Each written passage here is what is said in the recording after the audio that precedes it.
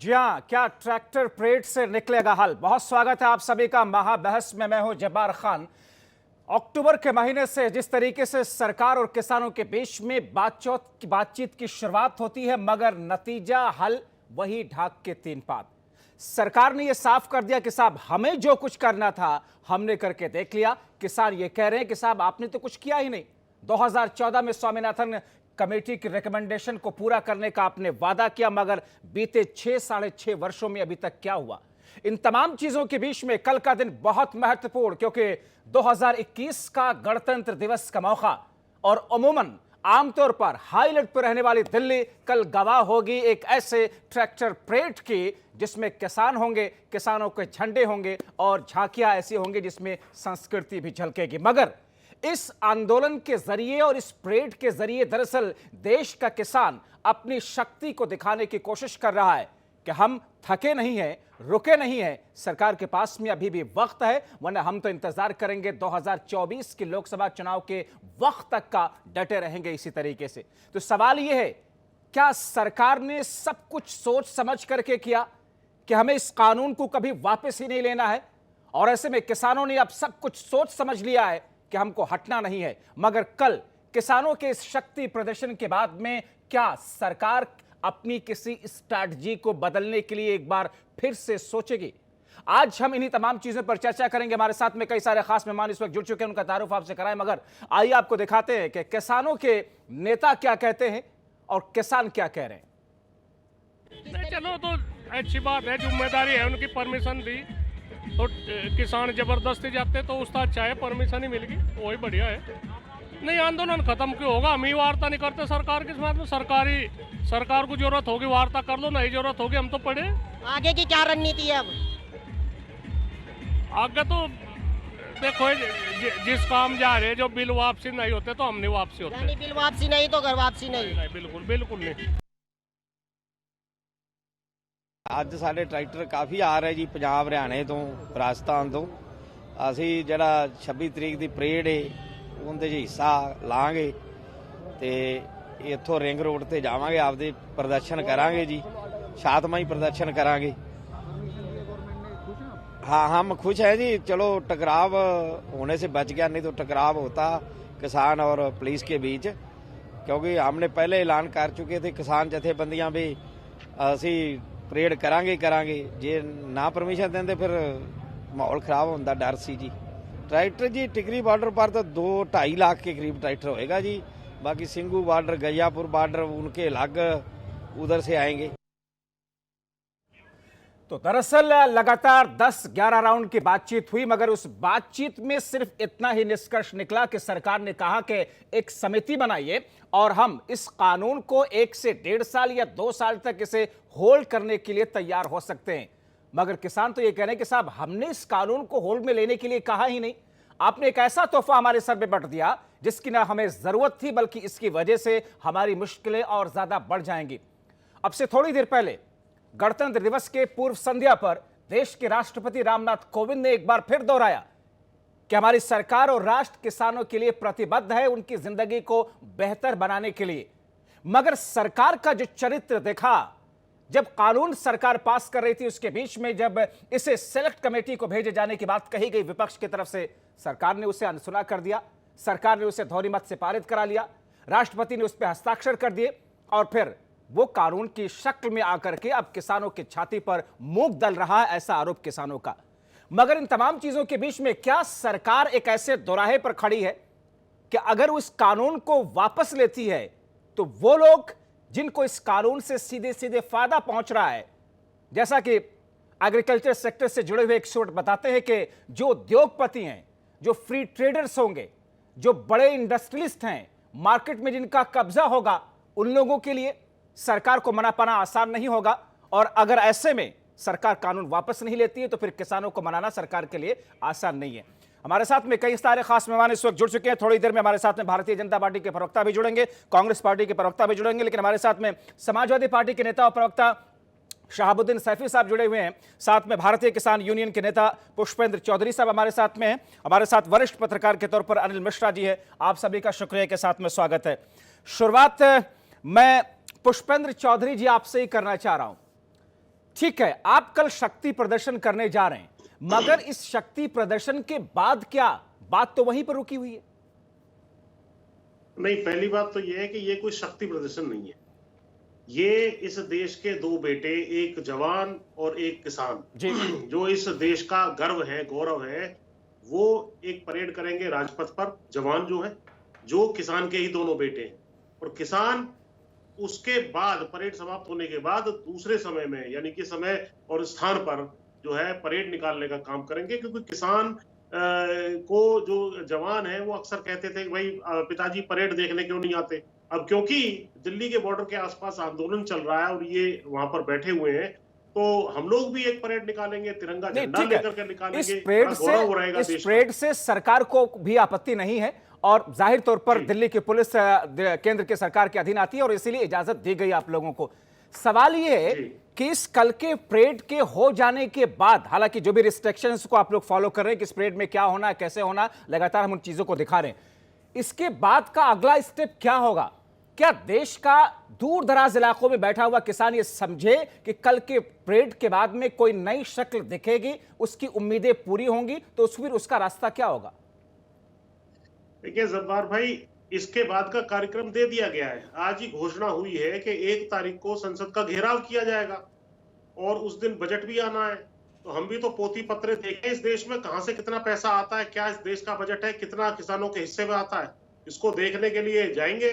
और उसके बाद वहां पर नई संसद बन रही है, हमने सुना है, उसका नक्शा देखेंगे, क्या उसमें किसान भवन के लिए भी कोई स्थान इन्होंने दिया है या नहीं दिया। तो हम केवल इनको चुन के भेजे, ये हमारे ऊपर शासन करते रहे। अब देश में ये चलने वाला नहीं है। हमारा हिस्सा कितना है, हमारा बजट कितना है, हमारा भवन कौन सा है, ये बताना अब सरकार का काम है। इस सारी चीज की जांच करके ही जो है किसान यहां से लौटेगा। ठीक है।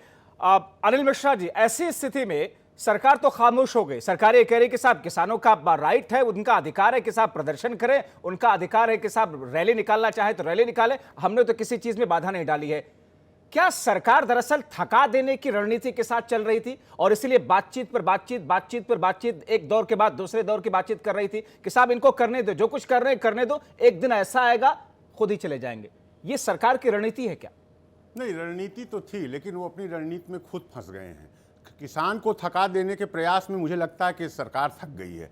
आप कह रहे हैं सरकार इजाज़त दे रही है रैली करने का या धरना देने का या ट्रैक्टर रैली, कहीं इजाज़त नहीं दे रही। आप इजाज़त किन स्थितियों में मिल रही है देखिए। अभी 2 दिन 3 दिन पहले तक सुप्रीम कोर्ट में खड़े होकर यही सरकार कह रही थी किसी भी कीमत पर ट्रैक्टर रैली नहीं निकलनी चाहिए, इससे देश में न जाने क्या क्या हो जाएगा। और आज जब सुप्रीम कोर्ट ने कहा ये पुलिस का मामला है और पुलिस डिसाइड करे, तो पुलिस किसकी है? सरकार की तो है। सरकार, आखिर वो पुलिस कैसे आज ये मान गई कि हाँ ट्रैक्टर रैली निकलने दिया जाए? इसके मतलब संभावना थी, उन्होंने रोकने का पूरा प्रयास किया। हाँ, किसी दूसरे के कंधे पर रखकर बंदूक चलाने का प्रयास किया जा रहा है। ये मुद्दा दरअसल सरकार के गले की फांस और गले की हड्डी बन गया, ना निगल पा रहे हैं ना उगल पा रहे हैं। निश्चित रूप से वो गले में अटका हुआ है, क्योंकि सरकार ने जो रवैया अब अपनाया है, जो आपने कहा ठीक कहा। अगर सरकार शुरू में यही चीज कह देती कि मैं 1.5 साल 2 साल के लिए रोकता हूं, आइए मिल बैठ के बात करते हैं, तो निश्चित रूप से किसान तब इस बात पर सहमत होते। लेकिन किसानों ने जब इतना अथक प्रयास किया, जब इतना लंबा संघर्ष किया, आज उनके 150 से ज्यादा लोग शहीद हो गए, और जब सरकार देखी कि अब बात नहीं बननी है, तो उन्होंने एक चाल चली जिस पर किसानों को बहलाने का बरगलाने की कोशिश की गई है।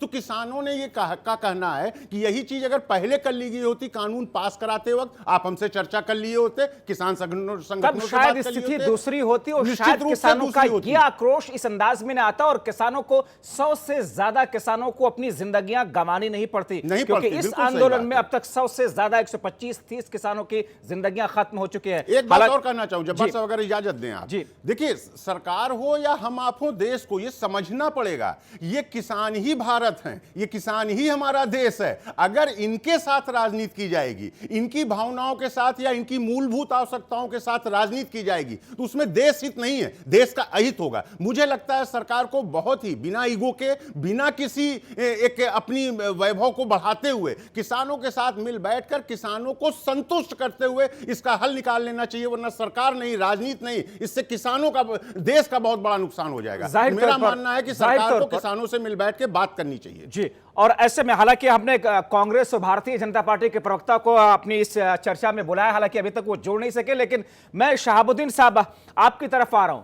ये जो बात अभी अनिल मिश्रा जी कह रहे थे कि अगर शुरुआत में ही पार्लियामेंट के अंदर सरकार ने अगर उस पर चर्चा कर लिया होता या उसे सेलेक्ट कमेटी को भेज दिया होता, उसके बाद में कानून पारित किया होता, या फिर किसानों के साथ बातचीत कर ली होती, या फिर शुरू में ही जैसा अब सरकार ये तैयार हो रही कि साहब इसे 1.5 से 2 साल तक हम रोक सकते हैं, आप लोग एक समिति पर गौर कीजिए और समिति बना लेते, ये स्ट्रेटजी अगर सरकार के शुरू में रहती तो शायद ये आंदोलन नहीं होता।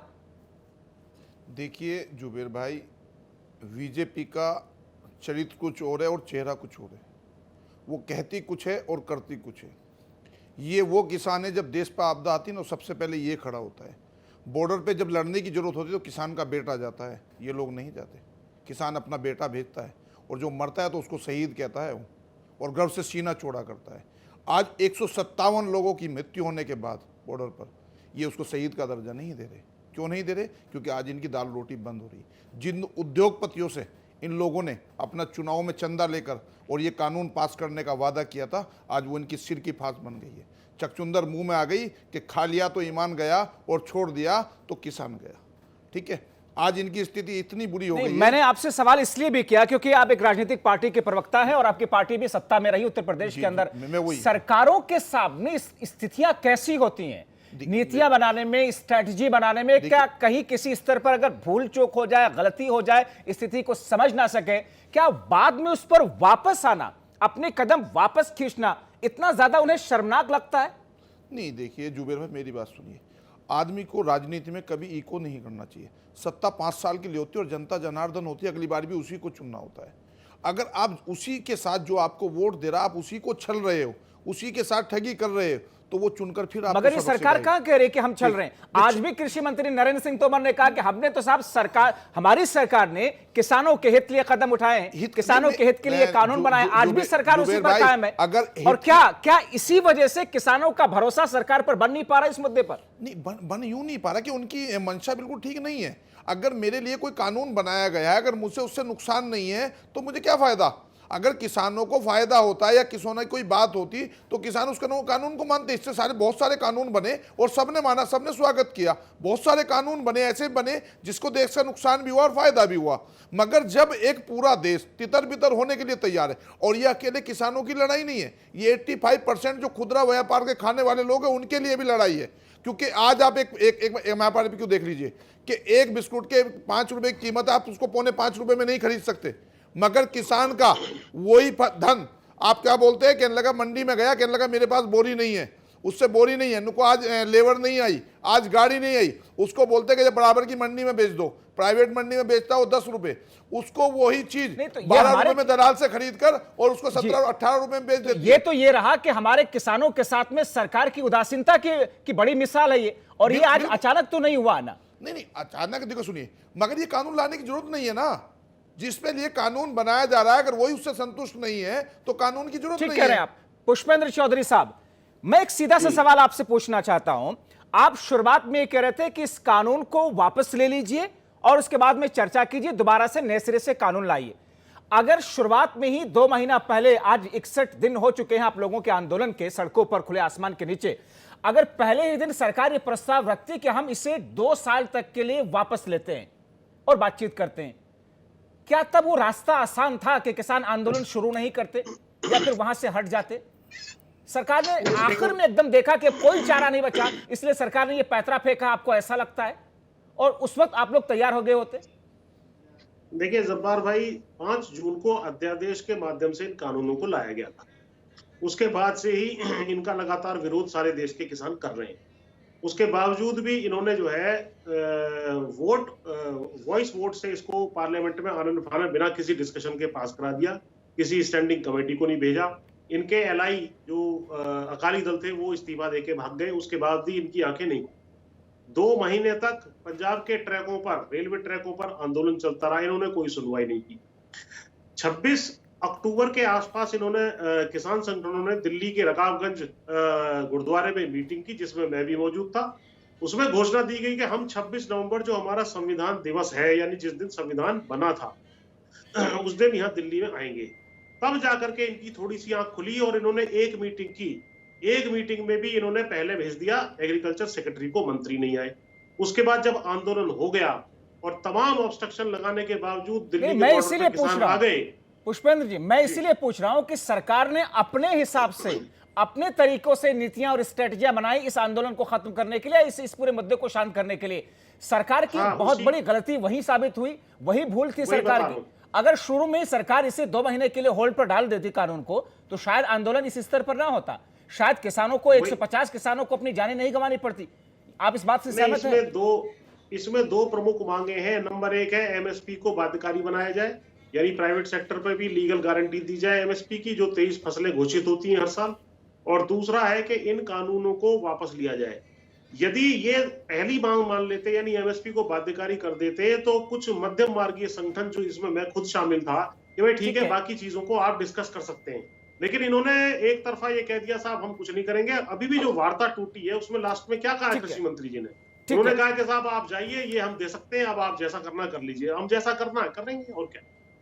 ठीक है, तो फिर ऐसे में अनिल मिश्रा जी, किसान आगे अपने हिसाब से अपनी स्ट्रेटजी से चल रहे हैं। आप भी देख रहे हैं कि किसानों ने यहां तक कह दिया कि हमने तो गर्मी की व्यवस्थाएं भी कर ली हैं, कूलर्स के लिए ऑर्डर कर दिए हैं, 2024 तक की व्यवस्था करके हम इस बार आए हैं आर पार की लड़ाई।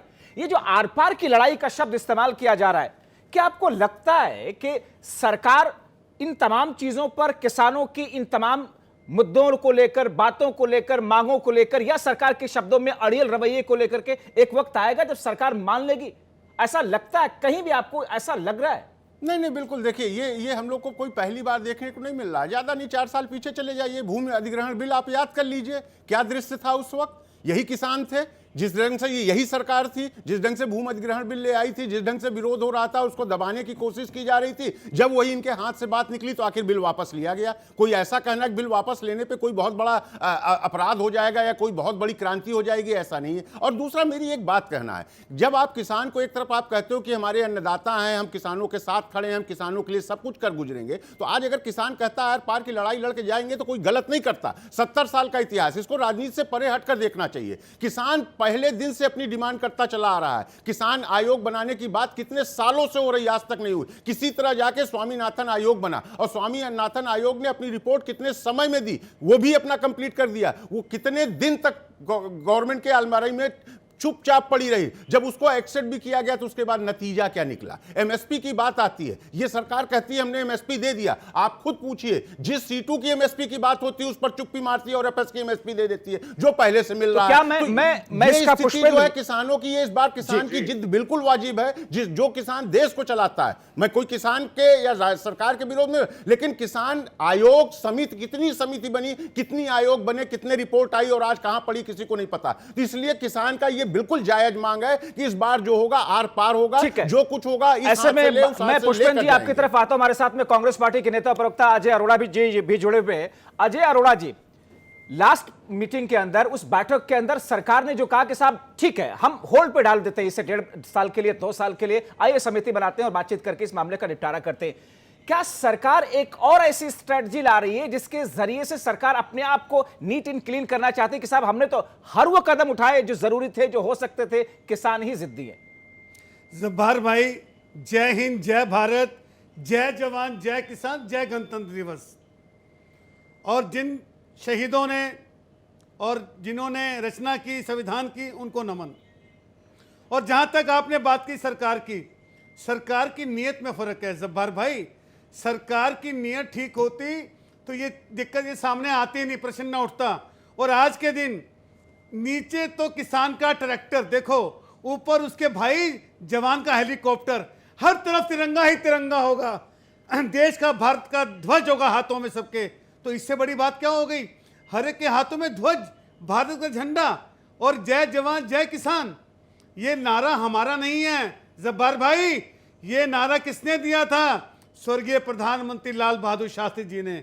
आज उस पर अमल हो रहा है, आज उस पर अमल हो रहा है। एक तरफ जवान कह रहे हैं कि हम उस पर अमल कर रहे हैं, किसान अमल कर रहे हैं, वो कह रहे हैं, बीजेपी ये कह रही है, केंद्र की सरकार कह रही है कि हम अमल कर रहे हैं क्योंकि हमने किसानों को प्राथमिकता में रखा, हमने किसानों की फसलों को एमएसपी पर उस स्तर में खरीदा जितना अभी तक पिछली सरकारों ने कहीं नहीं खरीदा था। जब्बार भाई, ये सरकार तो यही कह रही ना, इसी बात को लेकर के उत्तर प्रदेश में अभी गन्ना किसानों को उनका भुगतान नहीं हुआ।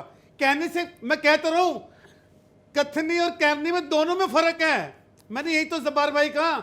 और आज जो ट्रैक्टर रैली भी जो चल रही है, इसके पीछे भी केंद्र सरकार का हाथ है। अगर केंद्र सरकार ये काले कानून नहीं लाती तो ये ना होता। और बार बार भारतीय जनता पार्टी के नेता और सरकार, मुझे कहते हुए कोई शंका नहीं हो रही, बार बार बोलते हैं किसानों का संगठन कमजोर करने के लिए कुछ चुनिंदा किसान बॉर्डर पे बैठे हैं। आज दिखा देंगे देश में कल कि पूरे देश के किसान, चाहे महाराष्ट्र हो, राजस्थान हो, हरियाणा हो, उत्तर प्रदेश हो, जहां जहां भाजपा शासित राज्य हैं, वहां के किसान हजारों लाखों की संख्या में दिखेंगे आपको जब्बार भाई। ठीक है पुष्पेंद्र चौधरी साहब, ये जो स्थिति आई है, ऐसी स्थिति में आप लोगों का अलग अलग राज्यों में विरोध प्रदर्शन, हरियाणा के अंदर मुख्यमंत्री मनोहर लाल को अपना झंडारोहण का कार्यक्रम बदलना पड़ा, जगह बदलनी पड़ गई, क्योंकि उनको डर है कि किसान आकर के वहां पर विरोध प्रदर्शन करेंगे। आपको लग रहा है कि ये एक जीत है किसानों की, सरकार डरने लगी है, प्रशासन अब देखने लगा है कि किसानों को अब उसने दबे कुचले अंदाज में हम नहीं देख सकते हैं, किसान अपनी शक्ति और अपने हक के लिए मजबूती से अब लड़ने लगा है? नहीं, देखिए, लगभग सभी वर्गों को ये सरकार जो हल्के में लेती रही है, विशेषकर किसानों को जो इस देश में आधी आबादी है, और तमाम तरह के जो है, चाहे वो कृषि विकास दर हो या कृषि का बजट हो, सभी चीजों में ये सरकार टोटली फेल रही है। और कृषि की जो विकास दर है वो तो पिछले जो 10 सालों में रही है उससे भी कम रही है इस इनके 5-7 साल के कार्यकाल में। और ये कह रहे हैं हमने आमदनी दुगनी कर दी, हमने स्वामीनाथन आयोग लागू कर दिया, ये सब इनकी जो है आंकड़े इसकी बात की तस्दीक नहीं करते हैं। तो कहीं ना कहीं ये रोष धीरे धीरे पनप रहा था, और जब ये कृषि कानून आए उसके बाद बिना किसी की सुनवाई के आए, और वो रोष बनते बनते उबलता चला गया, और जब आंदोलन शुरू किया तब भी इन्होंने इसको इग्नोर किया। अब क्या स्थिति है, जब आंदोलनकारी किसान दिल्ली के आपके छाती पे आके बैठ गए हैं, तब आकर के आपने 10 मीटिंग करी, उससे पहले 1 मीटिंग भी नहीं करी, मंत्री को उसमें नहीं भेजा, अब तुमने 3-3 मंत्री लगा दिए। अब भी आप कह रहे हो अभी जो है कि भैया हम जो है आप जो करना आप कर लो, हम तो केवल इसको रिपील कर सकते थे, अगर खराब नहीं था तो रिपील। ठीक है, तो अब जबकि कल ट्रैक्टर परेड के जरिए से किसानों की शक्ति को एक तरीके से देश देखेगा, एक अलग अंदाज में गणतंत्र परेड की ये शक्ल भी होगी। एक तरफ 26 जनवरी पर राष्ट्रपति की परेड चलेगी और दूसरी तरफ किसानों की ये परेड होगी। मगर इन तमाम चीजों के बीच में जो स्थितियां आगे बन रही हैं, उन स्थितियों को लेकर क्या 1 फरवरी को बजट पेश करते वक्त किसान पार्लियामेंट का घेराव करने जा रहे, जैसा कि अब से थोड़ी देर पहले इस तरह की खबरें सामने आ रही हैं कि पार्लियामेंट का घेराव भी किसान अब करेंगे? नहीं, बिल्कुल ठीक बात है ये। इसके बाद और क्या हम बैठे रहेंगे? अभी जो केवल 3 दिन के अंदर ही लगभग जो है 7-8 गुना 10 गुना तक की जो संख्या ट्रैक्टरों की किसानों की वहां हो चुकी है। और इनको पता था 26 नवंबर को ही कि भाई 26 जनवरी आएगी, उससे पहले इसका हल कर सकते थे। और मैं आपको बता दूं कि 26 जनवरी के बाद 15 अगस्त भी आता है, और आज 10 लाख किसान 10 लाख ट्रैक्टर वहां पहुंचेंगे, तो उसके उस टाइम पे 1 करोड़ के आसपास की संख्या हो जाएगी। आप मत मानो, देखते हैं यहाँ क्या होता है इस देश में। और 1 फरवरी को हमारा अधिकार है संसद में जाकर के ये देखने का कि अपना बही खाता दिखाइए, कहां से पैसा आ रहा है, किसको पैसा दे रहा है, कौन लूट मचा रहा है। जो मगर क्या सरकार ऐसा होने देगी? सरकार आपको दिखाएगी? दिनेश सिंह साहब हमारे साथ में जुड़ चुके हैं, भारतीय जनता पार्टी के नेता और प्रवक्ता। मैं आ रहा हूं पुष्पेंद्र जी आपकी तरफ आ रहा हूं। बीजेपी के नेता और प्रवक्ता हमारे साथ में दिनेश सिंह साहब जुड़े हुए हैं। दिनेश जी, क्या किसानों को यह सब करने पर आपकी सरकार ने ही मजबूर किया? ऐसे कैसे हैं जब्बार जी? देखिए, मैं परसों भी आपके साथ चर्चा कर रहा था, तो मैंने कहा किसान की समस्याओं का निराकरण हो, किसान के मन में जो शंका हो उसका समाधान हो, और उसके लिए सरकार प्रतिक्षण जो है वो तत्पर है। हाँ, तो और सरकार ने इसके लिए 2 कदम आगे भी चली, जब्बार जी 2 कदम पीछे भी चली, 2 कदम दाएं भी चली, 2 कदम बाएं भी चली। मन की बात में बोल दें।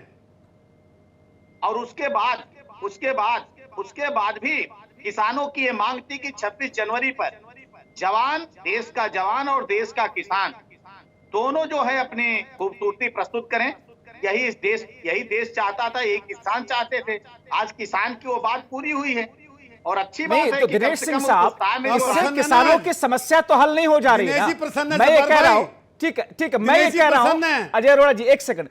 दिनेश सिंह साहब, मैं ये कह रहा हूं कि किसानों की ट्रैक्टर रैली और परेड, ठीक है, रिंग रोड के बजाय अगर राजपथ भी हो जाती, क्या इससे किसानों की समस्या का समाधान हो जाता? मेरा सीधा सवाल आपसे ये है, आपकी सरकार ने जो अब 1.5 से 2 साल तक इसे होल्ड पर रखने की बात पर खुद को तैयार किया है, शुरुआत में ही पहली मीटिंग में अगर सरकार ये कह देती कि हम 2 साल के लिए इस कानून को होल्ड पर रख रहे हैं, आइए बातचीत करते हैं, आंदोलन खत्म करते हैं, क्या वो बेहतर नहीं होता? जब्बार जी, जो बेहतर होता, सरकार को सारे उपाय, देखिए सरकार ताली फेल हो दोनों गई। हाथ से बचती है जब्बार जी, ताली दोनों हाथ से बचती है। जी, सरकार और ने आज पूरे भी मैं उपाय कह की, रहा हूं सरकार कि फेल हो जो गई। जरा पीछे बीच में कोई बोल देता जी, दिक्कत हो जाती है, दिनेश जी, सामने दिनेश मैंने जी। बात का जवाब दिया। जी जी जी, दिनेश स्वागत है दिनेश जी, जी। आप ही के मित्र हैं अजय अरोड़ा जी, कांग्रेस पार्टी के प्रवक्ता, जाहिर नहीं, तौर मैं पर कह रहा हूं बीच में ना बोले, मैं उत्तर नहीं, देने आपके के बीच लिए में नहीं बैठा बोला हूं, मैं दिनेश कह रहा हूं, जी। ठीक है, मेरी- मैंने तो आपकी प्रश्न किया जब्बार था भाई, बीच में। आपकी जी, जी। एक बार कंप्लीट हो जाए, ठीक मैं है। उत्तर दे दूं। ठीक है, फिर दिनेश अजय जी, की दिनेश बात जी को का मैं बोलने जवाब दीजिए। देने दिनेश के जी, लिए बैठा स्वागत हूं। आइए। जी जी, मैं अजय जी ये कह रहा था कि सरकार ने वो सारी कोशिश की और आगे भी सरकार कोशिश करेगी, लेकिन किसान संगठनों को तो किसी पे भरोसा होना चाहिए। मान लीजिए किसान संगठनों को सरकार पर भरोसा नहीं, लेकिन किसान संगठनों को सर्वोच्च न्यायालय पर भरोसा होना चाहिए, किसान संगठनों को माननीय संसद पर भरोसा होना चाहिए, किसान संगठनों को संविधान पर भरोसा होना चाहिए। किसान संगठनों को आखिर भरोसा किसी पर नहीं नहीं है ना। मगर दिनेश जी, सरकार जो तो ये चाहती है अविश्वास, और कोई ये जो कह रहा था कि अविश्वास आप की खुद में- स्थिति अरे आई है, आप खुद दिनेश में जी, एक छोटा सा काउंटर सवाल है, जो अविश्वास की स्थिति किसानों के यहां पैदा हुई है, क्या आपकी सरकार की नीतियों या कदमों की वजह से नहीं हुई है? आपने शुरू से ये लगातार कहा कि यह कानून किसानों के लिए बहुत अच्छा है, इस कानून से किसानों की जिंदगियां बदलेंगी, आपके नेता लगातार ये कहते रहे इस बात को, दूसरी तरफ आप उसमें संशोधन को तैयार होते रहे, 14-15 संशोधन के लिए आप तैयार हो गए, इसका मतलब खामियां थी ना उस कानून के अंदर। नहीं, एक चीज मुझे बताइए जब्बार भाई, आपके काउंटर सवाल पर मेरा, देश के संविधान में भी कई बार परिवर्तन हुए, संशोधन हुए, बिल्कुल, तो क्या मान लिया जाए कि देश का संविधान गड़बड़ है क्या? नहीं, गड़बड़ नहीं, लेकिन आज कहीं भी ना मैं कहीं कह उस रहा कमी हूं, को महसूस आज किया भी गया मैं ना। R9 टीवी चैनल पर कह रहा हूं, आज भी ये बिल जो है, जी। ये किसानों के हित में बिल है। हाँ, उनके मन में कहीं 18 कोई शंका संशोधन है। हुए, 18 दिनेश मैं जी, कह रहा हूं, 18 संशोधन हुए हुए, ना। 18 नहीं, संशोधन हुए तो इसका और मतलब उसके क्या बाद भी संविधान सरकार ने कह गड़बड़ दिया, था? मैं कह रहा हूं, आपसे सरकार पूछा रोज अजय जी ना। सरकार अजय रोज जी, चेंज आप कर रही इसका है। मतलब कह दीजिए इसका कि मतलब संविधान दिनेश जी, लगा दीजिए। एक मिनट, नहीं, 30 आप ही सेकंड कह रहे हैं में, ना। 30 सेकंड अरे अजय में, जी। तो इसका मतलब सरकार के कानून काले थे ना तीनों, ये हम मानते हैं ना। अगर नहीं, किसान क्यों संतुष्ट काले नहीं कानून थे? आज भी है, मैं अगर कह रहा हूं। धरती पुत्र, ना दिनेश देखिए, जी, अरे, धरती पुत्र संतुष्ट अजय है जी, सरकार अपने- से, अपने सर ये लगा, जिम्मेदारी अपने किसकी समय है में हम दिनेश लोग जी? पूछेंगे, तो अगर शायद किसान बातचीत ठीक से संतुष्ट है, चलेगी। जिम्मेदारी अजय जी, किसकी बनती इसके है? बाद आप ही का नंबर होगा, आप सवाल पूछिए, मैं जवाब दे रहा हूं। मैं ये कह रहा हूं अजय जी कि इसलिए सरकार पे भरोसा नहीं हो रहा है कि आपके शासनकाल में लोगों ने देखा था कि आप लोग क्या करते थे। आप वो टेक्निक बता दीजिए किसानों को कि कैसे गोभी जो है टेरिस पे करोड़ों की उगाई जाती है, बता अच्छा, ये दीजिए। भी आप सब सिखाएं ये भी बता आपको? दीजिए, जरा सुन तो लीजिए। आपको ये भी बता शिक्षा दीजिए ग्रहण करनी अजय जी पड़ेगी दिनेश जी। कि कैसे किसानों की हमारे जमीन को सानिध्य आना कैसे पड़ेगा, बांटा कांग्रेस के जी को दे सानिध्य आना दिए थे, पड़ेगा। सरकारी दामाद को दे दिए, हमारे ये भी स्कूल बता में आना दीजिए पड़ेगा किसानों आपको, को। हमारे शिक्षा के लिए हमारे सुन लीजिए स्कूल में अजय आना जी। पड़ेगा नहीं, आपके आपको, आज तक पता नहीं बिल्कुल, है। हम अपना राहुल छात्र गांधी कह रहे रखेंगे। थे, सुनिए, आप जैसे हमारे प्रवक्ता राष्ट्रीय चाहिए अध्यक्ष हमारे को, कह आ रहे जाओ, थे, हमारे आ जाओ आप। प्रोफेसर नहीं है। दुखी मन आपका से मत स्कूल बोलो कौन आप। सा है? वही स्कूल है जिसमें राहुल गांधी पढ़े हैं, वही स्कूल है जिसमें सोनिया गांधी पढ़े हैं। तो तौबा है भैया, ऐसे स्कूल में नहीं दाखिला लेना। तो फिर मना कर दिया आपके आपने। स्कूल में अभी तो दाखिला कह नहीं रहे लेना छात्र है, बनना है। जिसमें राहुल अभी तो गांधी दिनेश ही जिसमें- बोला, मैं नहीं, नहीं, व्यक्तिगत नहीं, टिप्पणी नहीं हमको कर रहा। आलू डाल के आपने सोना अभी पैदा बोला करने वाले कि हम कॉलेज में सीखेंगे नहीं आपसे। चाहिए। अभी आपने खुद ये- बोला ये- कि ये कांग्रेस और ने ये अजय जी, किया, वो किया, आपने एक बोला, चीज और बता रहा हमने हूं। नहीं बोला। जब्बार भाई अजय जी से मैं मैंने कह रहा तो हूं, चुनौती स्वीकृति दे दी रहा है। हूं। मैंने तो लीजिए। हाँ बोलिए दिनेश जी, आपको आप चुनौती पन्ने दे था रहा ना हूं। लें, इतना आप मेरे बहाना मित्र राहुल हैं, गांधी मैं के हाथ व्यक्तिगत पे रख टिप्पणी के नहीं खुद करना नीचे चाहता आप कौन सा अनाज है? पे। आप बड़े मैं बुद्धिजीवी राजनीति हैं, छोड़ दूंगा, अरे, बताओ। आप एक पे करके आप पे मैं बोलना टिप्पणी है, नहीं कर रहा। ठीक है, ऐसे ठीक है, करके बोलने में ठीक नहीं है, पड़ना ठीक है, ठीक है। चूंकि दिनेश जी अभी हमारे साथ में जुड़े हुए थे काफी देरी से, इसलिए हमने दिनेश जी को और अजय जी को ज्यादा वक्त दिया। लेकिन अब ऐसे में पुष्पेंद्र जी, ये जो स्थिति अब बन रही है, इस स्थिति का या इसका कोई और छोर है? इस समस्या का समाधान के लिए कोई आपको लगता है, आप लोगों की स्ट्रेटजी बन रही होगी? बैठ जाइए आप लोग 2024 के लोकसभा चुनाव तक, सरकार अपनी मांगों, अपनी चीजों से अगर पीछे नहीं हटती है, इस समस्या का समाधान ढूंढा कैसे जाएगा? क्या सुप्रीम कोर्ट ने बीच में जो पहल की है, उस समिति की रिपोर्ट के बाद सुप्रीम कोर्ट अगर कोई स्टैंड लेता है, वो किसानों के लिए मान्य होगा? आप लोग तो नकारते आए, समाधान क्या होगा? नहीं, देखिए, इसमें सुप्रीम कोर्ट ने भी जो समिति बनाई है उसमें सारे के सारे एक तरफा लोग उसमें डाल दिए जो इनके कानूनों के पक्ष में थे, जो एमएसपी के खिलाफ है, और यही दोनों हमारी मांग है। तो ये नैसर्गिक न्याय के जो दो तो सिद्धांत पुष्पेंद्र हैं जी, कि अपने बेहतर ये नहीं मुकदमे होता में- कि सुप्रीम कोर्ट के सामने जाते आप कहते हैं कि कमेटी को फिर से बनाया जाए, इसमें दोनों तरह के लोगों को, जो कानून का समर्थन करते हैं और जो कानून का विरोध करते हैं, दोनों की विचारधारा के लोगों को इस समिति के अंदर रखा जाए? जाना चाहिए ना, एक पिटीशन तो फाइल करनी चाहिए ना किसानों को। है, मैं आपको बता दूं कि जब कोई चीज ऐसी हो गई हो जिसमें कोई जो है आपका रिप्रेजेंटेटिव है नहीं, आपने एक तरफा कर दिया, सरकार ने 4 आदमी दे दिए, तो सुप्रीम कोर्ट ने स्वयं नैसर्गिक न्याय के 2 सिद्धांत अपने मुकदमे में खुद आप जज नहीं बन सकते, दूसरा बिना आपकी सुनवाई के फैसला हो नहीं सकता। दोनों को वायलेट करते हुए ये इसका समिति बना दी, इसका बायकॉट कर दिया गया, एक सदस्य पहले ही इस्तीफा देकर चला गया, तो इसकी समिति की कोई क्रेडिबिलिटी नहीं बची है। ना किसान संगठन इसकी क्रेडिबिलिटी बनाने के लिए इसके सामने जाने वाले हैं पहली बार। और ये सारी मांग हमारी सुप्रीम कोर्ट से नहीं थी, ये मांग सारी सरकार से थी। सरकार को 2 काम करने चाहिए अब भी। पहला, ये तत्काल जो है इन एमएसपी का जो कानून है उसको ले आए, जो पैरेलल अध्यादेश के माध्यम से पहले ये लाए थे इन 3 कानूनों को, उसको ले आए। दूसरा, इन कानूनों को रिपील कर दिया जाए, उसके बाद फ्रेश कमेटी बना करके चर्चा करके दोबारा कानून ले आएंगे। कोई ऐसा थोड़ी कि पुल बन गया है, ठीक है, मगर जितना आसान ये लगता है एमएसपी का जो जिन है, भूत है, क्या इसको कोई भी सरकार लागू कर सकती है? अनिल मिश्रा जी, एमएसपी को लेकर के किसानों की खरीदारी फिक्स कर दी जाए, बाहर फ्री ट्रेडर्स जो आएंगे उनके लिए भी एमएसपी को अनिवार्य कर दिया जाए, सरकार खुद ही 6% एमएसपी पर खरीदती है किसानों की फसलें बाहर, क्या ये हो सकता है? ये सरकार के लिए आसान है या सरकार करेगी कभी, ऐसा लगता है आपको? देखिए, मैं कोई बहुत बड़ा इकोनॉमिस्ट तो नहीं हूं, लेकिन एक जितना थोड़ा बहुत जानता हूं, बड़ा सिंपल सा सवाल उठता है कि अगर सरकार एमएसपी दे रही है, आज से नहीं पहले से देती चली आ रही है और सरकार दे रही है, आज भी कह रही है हम दे रहे हैं और आगे भी देंगे, बहुत अच्छी बात है। जब वो प्राइवेट ट्रेडर्स को या बिजनेसमैन को ला रही है और कह रही है कि हमारी एमएसपी से ज्यादा कीमत ये ट्रेडर्स आपको देंगे, बिजनेसमैन देंगे, तो निश्चित रूप से अच्छी बात है। तो उसमें सरकार ये नियम क्यों नहीं बना दे रही है कि जो प्राइवेट और बिजनेसमैन आ रहे हैं, ट्रेडर्स आ रहे हैं, वो भी एमएसपी के ऊपर ही खरीदे, एमएसपी के नीचे, क्योंकि उसमें गवर्नमेंट का कोई लेना देना नहीं है। क्या सरकार दोहरा गेम खेलती है? एमएसपी बोल करके चुनिंदा लोगों के, इसको बड़ा सीधा के लिए, इसको बड़ा 6% लोगों की गेहूं, धान, चावल की खरीदारी एमएसपी पर होती है। नहीं, इसका बड़ा उसके बाद सरकार तो खरीदती नहीं है ना। इसका बड़ा सीधा सा हिसाब है कि अगर प्राइवेट जो ट्रेडर्स हैं या बिजनेसमैन हैं वो एमएसपी का रेट देते हैं, तो इसमें सरकार को क्या नुकसान है, मैं ये नहीं समझ पा रहा हूं। किसानों को फायदा है, क्यों एमएसपी के नीचे खरीदेंगे नहीं, उसके ऊपर जितना दे दो किसानों का, ना इस पे सरकार को 1 रुपए देना पड़ेगा ना लेना पड़ेगा, सरकार अपनी एमएसपी ऑलरेडी दे रही है। और उससे बड़ी बात, मैं एक क्वेश्चन करना चाहता हूं, दिनेश जी बैठे हैं, वरिष्ठ हैं, काफी अच्छा राजनीतिक अनुभव है, कि जब 2011 में एक कृषि समिति बनती है जिसके हेड मोदी जी बनाए जाते हैं, उस वक्त गुजरात के चीफ मिनिस्टर थे, काफी समितियों की मीटिंग चर्चा होने के बाद स्वयं रिपोर्ट लगाते हैं, प्रधानमंत्री के पास डालते हैं और उसमें लिखते हैं कि एमएसपी को कानूनन कर दिया जाए, यह डिमांड की जाती है। तो अगर उस वक्त उनको एमएसपी की कानूनन डिमांड की औचित्य समझ में आ रहा था,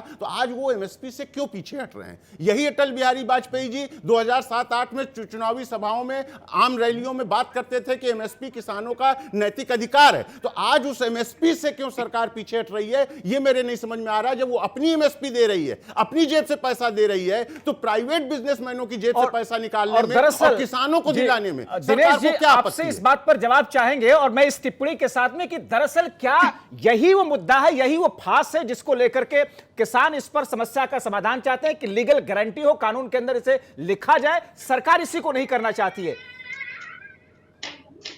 किससे पूछ रहे हैं? मुझसे? दिनेश जी। जब्बार जी, अच्छा सवाल था अभी आपने भी जो पूछा और हमारे साथी ने कहा। देखिए, 2 चीजें हैं। हम कह रहे हैं कि जो प्राइवेट प्लेयर्स आएंगे, बहुत सेक्टर में आए हैं, जैसे मान लीजिए परिवहन के सेक्टर में प्राइवेट प्लेयर्स आए, तो क्या कोई बाध्य कर सकता है कि गवर्नमेंट की जो परिवहन की बसें हैं और जो प्राइवेट की बसें हैं उनका किराया सेम होना चाहिए? जो गवर्नमेंट की इंडियन एयरलाइंस है और प्राइवेट की एयरलाइंस है, उनका किराया एक होना? अरे ये तो चूज आपके ऊपर है। आप देखिए कि सुविधा कौन अच्छी दे रहा है, आप ये देखिए कि आपको दाम कौन अच्छा दे रहा है। नहीं, दिनेश सिंह जी, यही तो वो बिंदु है जिसमें सरकार अपने तरीके से कार्ड खेल रही है। देखिए दिनेश सिंह जी, हर चीज की कीमत, हर प्रोडक्ट्स की कीमत उसे बनाने वाला तय कर लेता है सरकार के साथ में मिलकर के।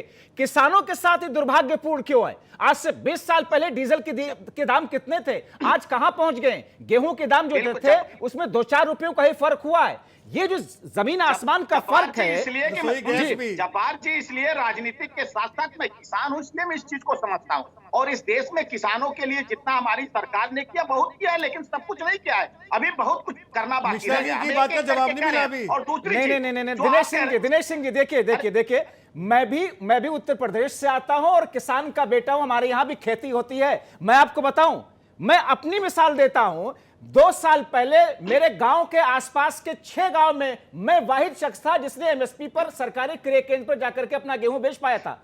आम किसान नहीं बेच पाता है जाकर के वहां पर, वो भी मुझे जिलाधिकारी से लेकर के कहां फोन करना पड़ा था। स्थितियां ये है जमीन स्तर पर, आप भी जानते हैं बेहतर तरीके से। जब मैं आपसे बात कर रहा हूं तो आज भी मैं गांव में बैठा हूं और क्रय केंद्र मेरे यहाँ से 100 मीटर की दूरी पे है। आज भी ट्रैक्टर खड़े होकर क्रय केंद्र पे ठीक है दिनेश सिंह जी, अगर सरकार दिनेश सिंह जी वो जवाब वहीं रह गया। दिनेश सिंह जी मैं समस्या बता दूं तुरंत दिनेश जी को समझ दिनेश सिंह जी, मैं ये कह रहा हूं अगर मार्केट में कीमत बढ़ती है, एमएसपी से ज्यादा फ्री ट्रेडर्स देता है तो ये तो अच्छी बात है, लेकिन एमएसपी कम से कम तो दे। वो ये अनिवार्य करने में दिक्कत क्या आ रही है सरकार को कि एमएसपी से कम पर आप खरीदारी नहीं कर सकते? पहले इनके आकाओं ने भंडारण स्टोर बना लिए बड़े बड़े कि सरकार एमएसपी को खत्म कर देगी। दिनेश जी के आकाओं ने बड़े बड़े भंडारण स्टोर बना लिए। दरअसल यही तो बिंदु है जिसको लेकर के बड़े बड़े विपक्ष ये कह रहा है कि आप चालाकी कर रहे हैं, किसान ये कह रहा है कि आप चालाकी कर रहे हैं। जिनके लिए अड़े हुए ना ये 2-3 लोगों के लिए, पूंजीपतियों के लिए, तो फायदा तो किसानों का होना है ना।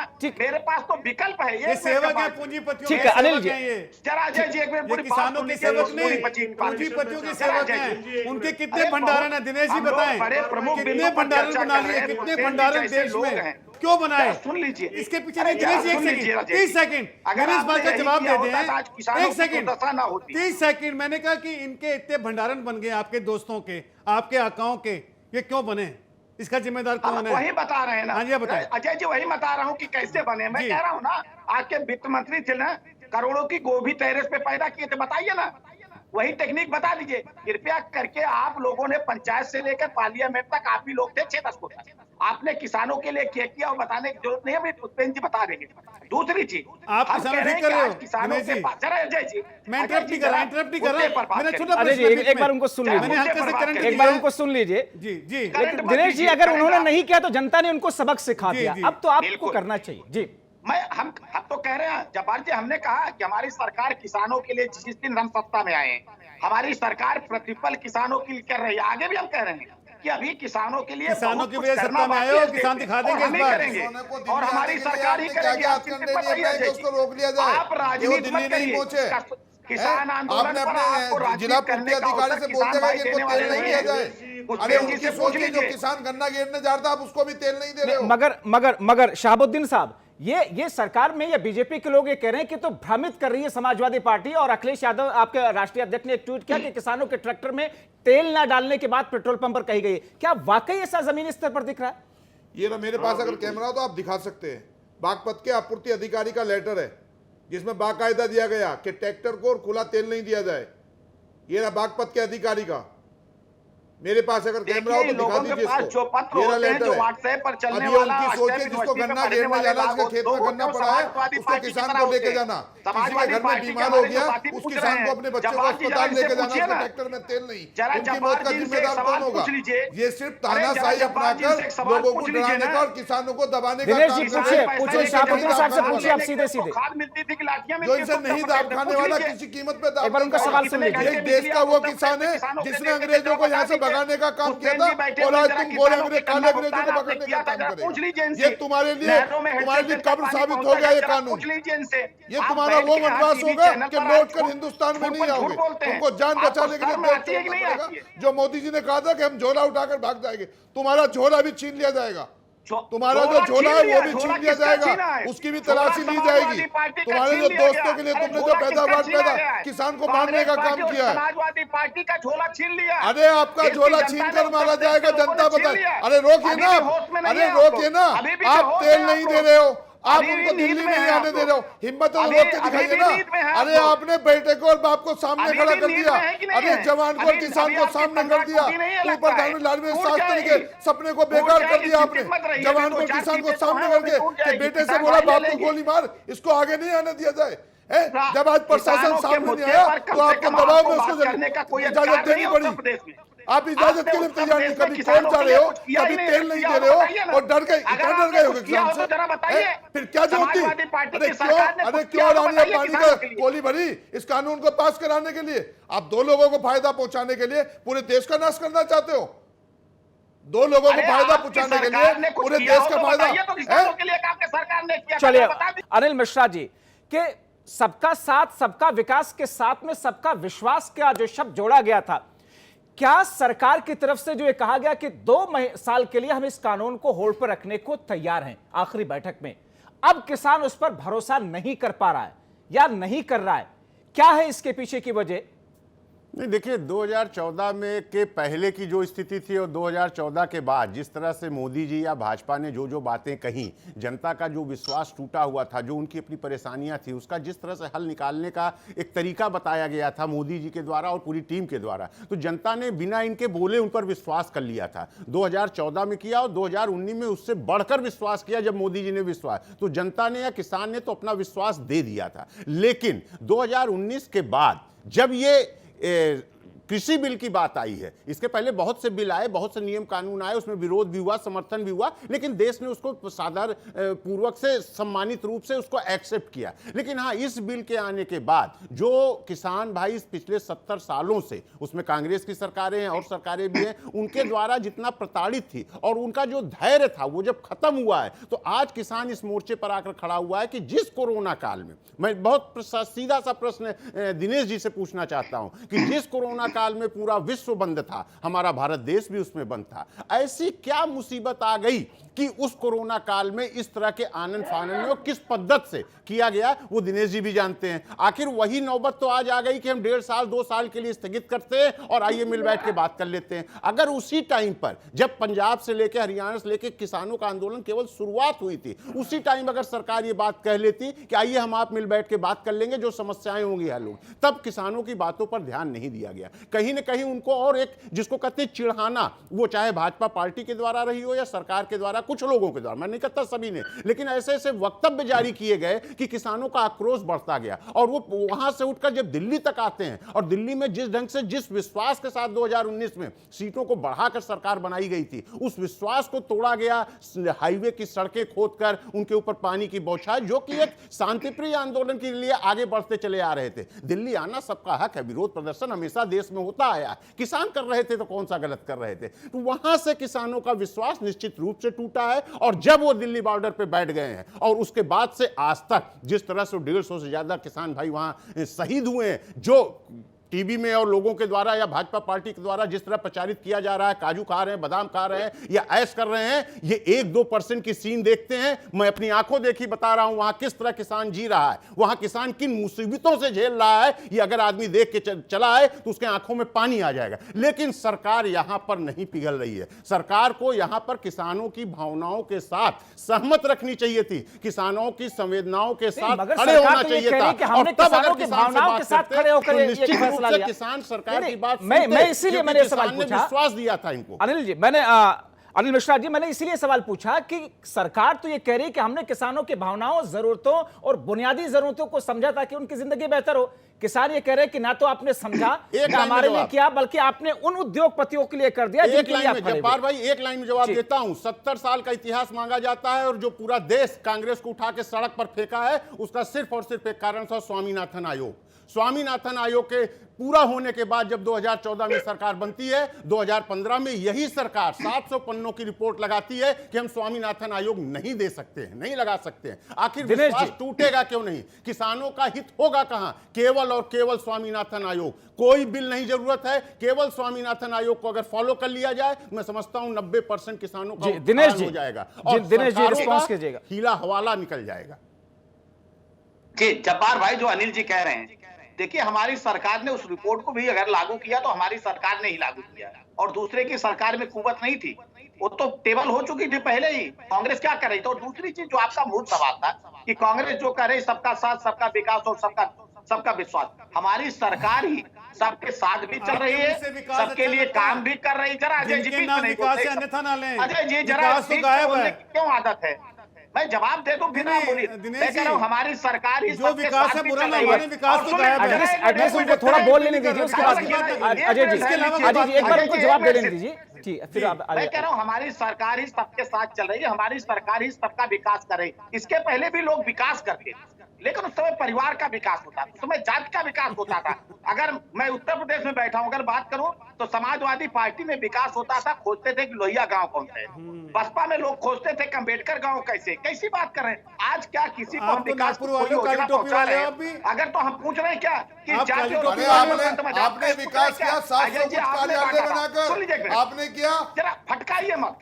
दिल्ली में अपना और तीसरी कार्यालय चीज जो बनाकर फाइव विकास स्टार, किया। फाइव स्टार कार्यालय। फाइव स्टार होटल फटकाइए बनाया मत आपने मौज मस्ती के और लिए, जब्बार भाई जो जनता सबसे के पैसे विश्वास से की बात है, आप उसी का विकास की परिणाम बात है कर कि रहे हो ना। 2014 विकास में देखिए हमारे उत्तर 2019 प्रदेश में अभी तक हमारे भारतीय फित्ते जनता फूटे नहीं पार्टी को जाते। जो ऐतिहासिक अरे अभी तक सफलता हमारे मिली। फित्ते और काट उसमें रहे भी हो मैं ना। कह रहा हूं, अपना एक नागरिक विकास तो सं- दिखा दीजिए हमको कहाँ पर नागरिकता है। संशोधन आपका विधेयक विकास में भी चंडीगढ़ जिस में तरह लड़की से छेड़ रहा भ्रम था, फैलाकर शाहीन हमारा बाग विकास बनाने की उत्तर कोशिश प्रदेश में की गई घूम रहा है। थी। ये लोग जो काम बीच में बोलता से है अभी काम, उछल करके काम बोल रहे बढ़ाया हैं, हमने इन्हीं लोगों और की फिर करामाती। बोलेगा विकास अपनी फिर राजनीतिक लौटेगा। जमीन उत्तर खो प्रदेश चुके में हम लोग लौटाएंगे। कैसे अपनी आपको राजनीति भगाएंगे, हम को विकास फिर लौटाएंगे। से उसमें खाद पानी आपको डाल भगाएंगे, सके विकास वो हम लौटाएंगे, इस्तेमाल करना दिखाएंगे चाहते आपको किसानों दिनेश जी। को। अभी हमारी हमारे सरकार फित्ते इसलिए काट कह रही तो थी पूरे कर कि लीजिए। हम 1.5 और अरे 2 एक साल काम तक तो इसको बता होल्ड दीजिए पर उत्तर रख लेंगे, प्रदेश का। इसलिए कि जो शायद अधूरे किसानों छोड़े को वो भी समझ में पूरे आए, नहीं कर पा रहे हो आप तो। किसानों को समझ में आ अरे जाएगा, जो अधूरे किसान छोड़े संगठनों दिनेश जी, को उन्हें तो समझ में पूरे आ करा जाएगा दो। कि बिल उनके हित में है कि अहित में है। ये किनके कांग्रेस हित नहीं में? समझा अगर सकती हित है। में होता तो क्यों परेशान होता है कांग्रेस किसान? तो कभी चाहती ही अगर नहीं दिनेश जी थी उनके किसानों हित का में हित हो, होता, कांग्रेस को चाहती थी कांग्रेस का हित हो, आ रहे हैं सर, परिवार आ का रहे हैं हित सर। हो, जरूरत नहीं बांद्रा का दिनेश हित जी। हो।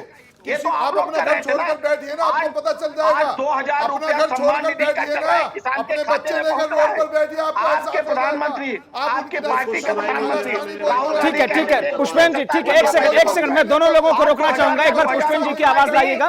ठीक है, एक मिनट शहाबुद्दीन साहब, एक सेकंड उनका दर्द झेल के तो देखिए। एक सेकंड। ठीक है, जिनके दर्द की आप बात कर रहे हैं, एक बार उन्हीं की जबानी, एक बार उनकी जबानी उनके दर्द को सुनते हैं। शहाबुद्दीन साहब, जवाब शहाबुद्दीन साहब, एक सेकंड, सरकार देगी 2024 एक सेकंड। में आपको जवाब। ठीक है पुष्पेंद्र जी, जिस वक्त मैंने एमएसपी पे सवाल किया था दिनेश जी से, आप उसके पीछे सरकार का लॉजिक बता रहे थे कि साहब सरकार दरअसल इस वजह से इस चीज को मानने को तैयार नहीं है। अपनी बात पूरी कीजिएगा, उसके बाद मैं सवाल लाऊंगा जी। नहीं, मैं ये कहना चाह रहा था कि कितनी आसानी से सरकार मान सकती है। देखिए, हमारे देश में ये आंकड़े मैंने कृषि मंत्री जी के सामने 2 बार रख चुका हूँ। कृषि सचिव भी उस मीटिंग में शामिल थे और वो सहमत भी हुए थे कि भाई हाँ, ये किया जा सकता है। इसमें हमने बताया था कि 30 लाख करोड़ रुपए की टोटल एग्रीकल्चर जीडीपी है। उसमें से एमएसपी की जो फसलें हैं गन्ना समेत, उनकी कीमत 10 लाख करोड़ रुपए की है। उसमें से लगभग 1/3 यानी 3-3.5 लाख करोड़ रुपए की फसलें खुद किसान के घर में बीज के रूप में या वैसे इस्तेमाल हो जाते हैं या उसको जो है पशु को खिलाने के में काम आ जाती ठीक है। है। 3-3.5 लाख करोड़ की फसलें, और 3-3.5 लाख करोड़ की फसलें जो है एमएसपी पर बिक जाती हैं, जो सरकार खरीदती है, या गन्ना चला जाता है ठीक है। एफआरपी के एसएपी के ऊपर। केवल 3.5 लाख करोड़ की फसलें ही है एमएसपी की जो प्राइवेट सेक्टर खरीदता है। यदि उसके ऊपर एमएसपी लागू कर दिया जाए, बाध्यकारी कर दिया जाए, तो उसको अतिरिक्त लगभग 50-1,000 करोड़ रुपए खर्च करना पड़ेगा। तो सरकार के उनकी ना बड़ी मानने सरकार के को पीछे खर्च भी का करनी की है। वजह क्या आपको समझ में आती है? कॉर्पोरेट का दबाव, कोई एक फूटी कौड़ी सरकार को नहीं खर्च करनी। 50-60 हजार करोड़ रुपए कॉर्पोरेट आदमी के जेब से किसान की जेब में जाएगा। ये सारा जो है इन्होंने कॉर्पोरेट से चंदा लिया है या जो भी इनका मंशा है, उसके दबाव में आकर के इस काम को ये नहीं करना चाहते। इसी बात को हम बार बार कह रहे हैं और इसको ये दिखाते हैं कि साहब इनका बजट खर्च हो जा रहा है। तो आप जो खरीद रहे हो वो खरीदो, लेकिन प्राइवेट सेक्टर के ऊपर लागू कर दो। इसमें आपको क्या तकलीफ है? आपकी जेब से फूटी कौड़ी नहीं जानी है। बार बार समझाने के बावजूद आप इसको करेंगे नहीं। लेकिन अब ट्रैक्टर परेड होगी, 1 तारीख को दिल्ली और संसद का घेराव होगा, फिर आप कानून वापस भी करेंगे, एमएसपी वापस भी करेंगे, या फिर इस गद्दी को छोड़ करके आप जाएंगे। ये काम तीनों में से एक कोई होने वाला है।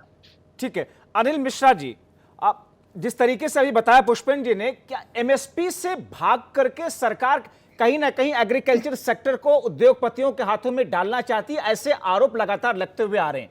अगर सरकार खुद एमएसपी दे तमाम फसलों का, क्या सरकार के लिए बहुत बड़ा घाटे का यह सौदा होगा, या सरकार के ऊपर ज्यादा बर्डन आ जाएगा जो सरकार कर नहीं पाएगी या करना ही नहीं चाहती है? नहीं, देखिए, यहाँ घाटा और फायदा नहीं है। सरकारें बनती हैं और भारत जैसे देश में लोकतंत्र जहाँ है और जनता ही सरकार बनाती है, तो घाटा फायदा सरकार का देखना काम नहीं है। सरकार का देखना काम है जनता का हित किसमें है, जनता हमारी मगर सुचारू रूप सरकार से अपने कैसे सर जी पर पाएगी। ज्यादा बोझ डाल करके जनता का हित तो नहीं करती लेकिन है ना। देखिए सरकार कहती है साहब हमारे खजाने में पैसे ही नहीं है। बहुत छोटे में बताता हूँ, बहुत मैंने छोटे बताया बताता ना कि हूँ इसमें कि सरकार का कोई बोझ नहीं उठाना है, वही प्राइवेट मैं कह सेक्टर रहा को ऊपर आना है हूं। वो। देखिए, जब देश आजाद हुआ था हमारे पास आधे देश के खाने के पेट का अन्न उत्पादन नहीं होता था। आखिर हमने कुछ तो कार्रवाई सरकारों ने की कि आज हम इतना अन्न लेके बैठे हैं कि हम शायद पूरे विश्व को खाना खिला सकें। इतना अनाज पैदा हो गया है कि रखने की व्यवस्था नहीं है। तो आखिर प्रयास किया गया, कोशिश की गई, निश्चित रूप से सरकार की जेब से पैसे गए हैं। बहुत सी सब्सिडियां, शायद कहा जाता है इतनी सब्सिडी दे दी गई कि एक नया देश खड़ा हो जाता, लेकिन उसका रिजल्ट भी हमें मिला, और हमें मिला मतलब हमारी देश को मिला, हमारे देश की जनता को मिला है। और खासकर किसान, जो आज भी सचमुच 70 से 75% आबादी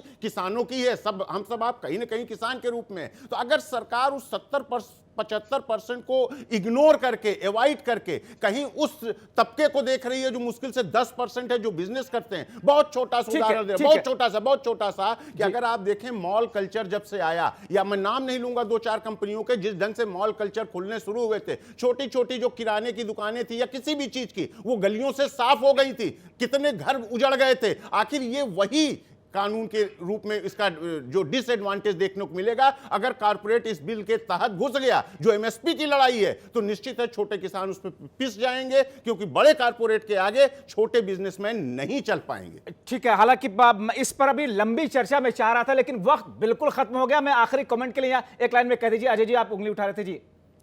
जब्बार भाई, जीडीपी, गैस, डीजल, पेट्रोल, अंतर्राष्ट्रीय मार्केट में जब क्रूड ऑयल का रेट कम होता है तो स्वाभाविक है उस देश में कम होना चाहिए। जब से भाजपा आई है क्रूड ऑयल का रेट कम हो गए। ठीक है, और आपके सवाल का थीम वो समझ गए। दिनेश जी एक लाइन में जवाब दीजिए। ये भी किसानों पे पड़ रहा है। ठीक है, ये डीजल का बोझ भी किसानों पे पड़ रहा है। ठीक है दिनेश जी, किसानों को महंगा डीजल मिल रहा है। दिनेश जी एक लाइन में। जब्बार जी, मैं फिर से आपसे निवेदन कर रहा हूं, आपके चैनल के माध्यम से मैं फिर से कह रहा हूं कि ये बिल पूरी तरह से किसानों के हित में है। और जो बार बार लोग सवाल उठा रहे हैं कि शायद ये सरकार किसी कारपोरेट के दबाव में, ये नरेंद्र मोदी जी की सरकार है, ये किसी के दबाव में काम नहीं करती है। अच्छा, एक बार जाहिर तौर पर उस दबाव के मायने क्या है, इस दबाव का नजरिया क्या है, उसको किस परिप्रेक्ष्य में देखा जाए। और हमारी सरकार ने इतिहास साक्षी है कि हमारी ठीक है, सरकार ने वो सारे काम किए हैं जो जनहित में था। हम कांग्रेस पार्टी नहीं है जो परिवार के हित के लिए काम करते हैं, जवानों के किसी के घर के लिए मेरे काम पीछे करते हैं। दिनेश जी नहीं, आप लंबी करते बात नहीं कर रहा, मेरे पीछे बोलो जय जवान जय किसान। चलिए इसी नोट पर मुझे इस कार्यक्रम को खत्म करना पड़ा। बहुत माफी के साथ शहाबुद्दीन साहब और पुष्पेंद्र जी, मैं आप लोगों की तरफ आ नहीं सका आखिरी कमेंट के लिए। आप सभी मेहमानों का बहुत शुक्रिया, आप लोगों ने वक्त निकाला। ओम प्रकाश जी आपका, दिनेश जी आपका, अजय अरोड़ा जी आपका, शहाबुद्दीन साहब आपका, पुष्पेंद्र चौधरी साहब आपका और अनिल मिश्रा जी आपका। जाहिर तौर पर 26 जनवरी गणतंत्र दिवस का यह मौका है, मगर जय जवान और जय किसान का नारा देने वाले प्रधानमंत्री के बाद में अगर दूसरे प्रधानमंत्रियों ने अब तक किसानों के हित में कुछ बड़ा किया होता, साफ नीयत से किसानों के उत्थान के लिए नीतियां बनाई होती, तो शायद आज 150 किसानों को इस आंदोलन की वजह से अपनी जिंदगियां नहीं गंवानी पड़ती। शायद आज किसान खुले आसमान के नीचे सर्दी में मजबूर ना होता और उसे ट्रैक्टर परेड करने की जरूरत ना होती। उम्मीदें करेंगे इस समस्या का समाधान निकले, ऐसा समाधान जो किसानों की उनकी मुश्किलों से निकाल सके, आसान कर सके।